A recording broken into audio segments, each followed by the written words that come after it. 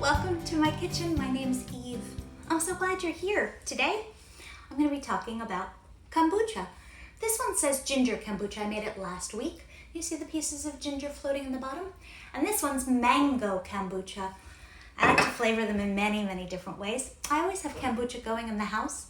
There's some SCOBY hotels behind me. We can explore more about those in just a minute.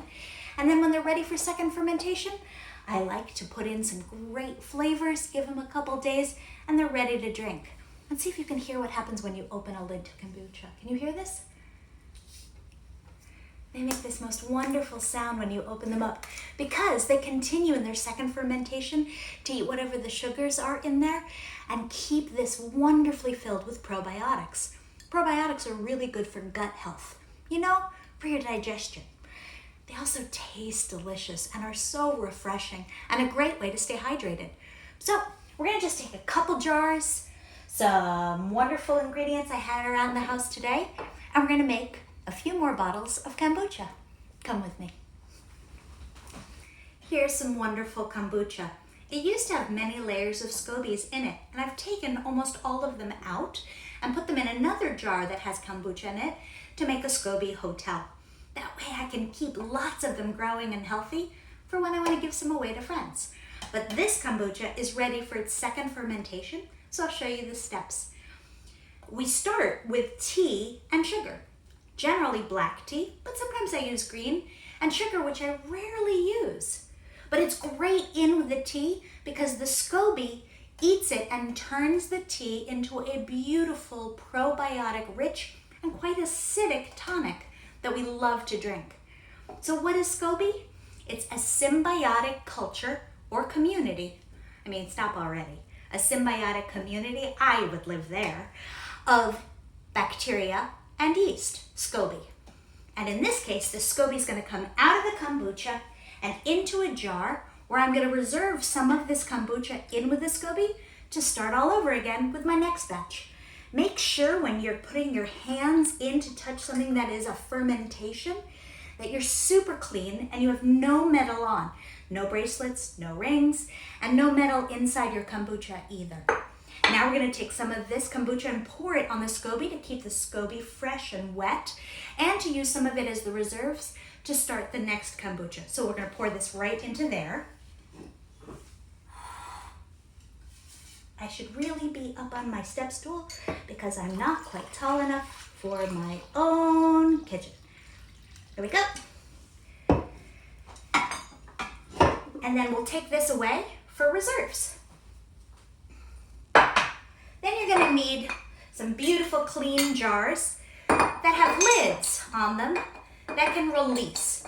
So you want to be able to lock it in so that as the fermentation of the second sugaring in here gets it nice and bubbly, it has a place to lock in. And then you're going to want to be able to release it every day while it's growing and drink it, of course, when it's done.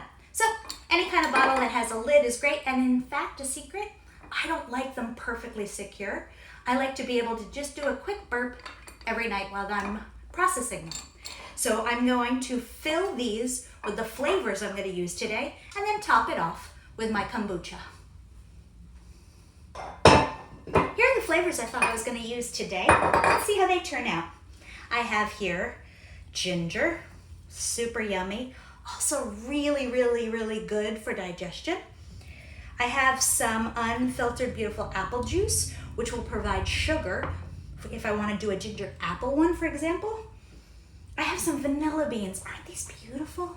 I love these. They were a gift from a friend. And I thought I might put a vanilla bean in one of the other jars. And when it was blueberry season, I froze these gorgeous, can you see them, plump blueberries? And I thought blueberry vanilla sounded good too. So here's what I'm going to do. I'm going to take some of the ginger, and instead of using a knife to cut it and then cut off the skins, I'm going to show you a trick with a spoon. In order to get the skin off of any of these kinds of roots, whether it's turmeric or ginger root, if you use a spoon, it will get the skin off but leave all the rest of the root. When you use a knife, you're going to be cutting lots of that meat away, and you don't need to. You should use all you can. So I'm just going to scrape across. Can you see me doing this? And it takes it right off, easy as can be. No knife needed, nice and thin. So we're gonna do that for a section of this right here. See, it's all just coming off in little thin pieces. Yeah, you can see that? Just nice and thin. And then we're gonna go in and cut a section of the ginger off. I'm gonna make the rest of this all cleaned off with a spoon and cut it into some long pieces, and I'll be back to show you how to put it in. All right, so I've gotten all of the peel off of the ginger, and I've cut it into just any old random shapes and sizes. So I'm gonna take one of these cleaned out jars and just put some of that ginger straight down inside to the bottom of the jar. You can put in as many or as few depending on how much you like the flavor of ginger, and as you can tell, I really just can't get enough of it. I think it's great. Then on top of the ginger for this one, we're gonna add some apple juice. And the apple juice should have enough sugar in it to be able to give that bacteria and yeast all the sugar it needs for its second fermentation. And that's really all I need of the flavoring. The rest of this is gonna be the kombucha. All right, let's flavor the other one. The other one I decided to do vanilla blueberry. So here is some vanilla beans. Let's put one beautiful one in. Look at the size of you. And let's add some fresh blueberries that I froze when they were in season. And they're gonna go right in. And a little bit of the ice is melted, and I'm gonna put that in at the bottom as well from these. So here comes some blueberries in. And if you notice, this isn't gonna be enough sugar for the bacteria and the yeast. So I made a simple syrup. That's really hot water and sugar. That's it. You can flavor simple syrups. I have lemongrass and ginger for sure, sometimes rosemary. People who like lavender or violet like to do that too. But there, those are the blueberries and the vanilla. And here is some simple syrup I made up already. See how it's a little thicker than water? We're just gonna pour that in here so that this kombucha has something to eat and ferment from. Oh, perfect. Okay, and now these are ready to fill with the kombucha. Okay, I'm gonna put this funnel right here on the top, stand up on my step stool so I can actually work on my own counters, and take some of the kombucha and pour it into the Pyrex measuring jar I had. Makes it a lot easier to pour in rather than from this huge opening. So just pick that up, put it right through the funnel and into your jar.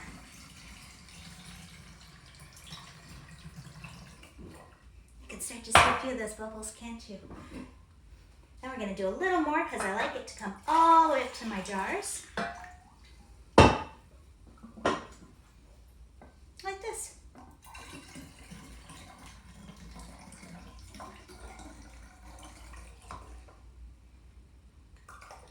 There we go. All right, that's the first jar. Now let's do the blueberry vanilla. It's not a flavor I make very often. I'm excited to see how it goes. I tend to make ginger, lemon ginger, rosemary ginger, turmeric and ginger, cayenne and ginger. Really just basically a ginger girl. But here we go. Today we're gonna try something new because so many people like their kombucha in so many different ways. I thought I'd give it a shot. And that's one of the beauties of always having kombucha in your house, is that you can always be experimenting and mixing and matching, seeing new flavor combinations, trying it all out. All right, here's the rest of it going in.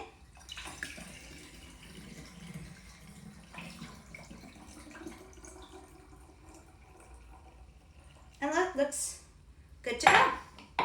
All right, I'll get down off my stool. Both of these are now ready to have their lids on. They're gonna sit on my counter. I know some people do their second fermentations for a whole week, but honestly, mine get plenty bubbly and are ready 3-4 days in at most, sometimes as little as 2 days. It's important each night to burp the top of your jar by opening it and letting a little bit out so that the pressure buildup isn't too great in here during the second fermentation process. And when they're at the level you want them to be, fermented, bubbly, delicious, you can stick them in the fridge and have them last up to a week, if you can wait that long to drink them, and still have them delicious and good in your fridge. So there you go. Lots of different flavors, ones I've made before, ones I've made today.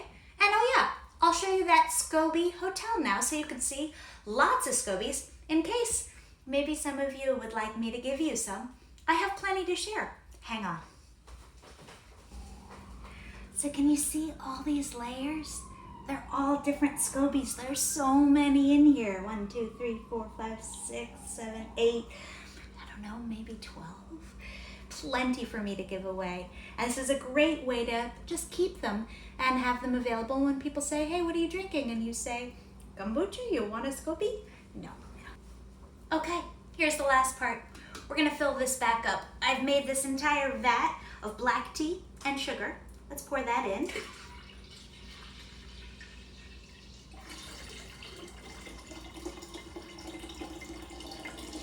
Careful to not put any of the black tea all the way in. And now we're gonna put that reserved kombucha and SCOBY back in as well. Nice and gentle with this beautiful thing. It's a living, wonderful combination of bacteria and yeast. Now pour in the rest. And then this gets lightly covered, but not all the way tight. And it's ready to sit on top of my fridge until this gets all the way fermented and beautiful and ready for the second fermentation. And we start all over again. Thanks for watching me make kombucha today. If you like these kinds of videos, please check out Pearlstone Online, where there are lots of beautiful videos from many of our educators about how to compost or garden. And there's also other food videos. And if you like food as much as I do, check out Pearlstone Kitchen. We're delivering meals in our community from our farm to your table. And we're also accepting donations so that those meals can go feed some of our healthcare heroes in our local hospitals. So go check us out online. Lots to learn, lots to engage with, and a community that's looking forward to seeing you. Thanks.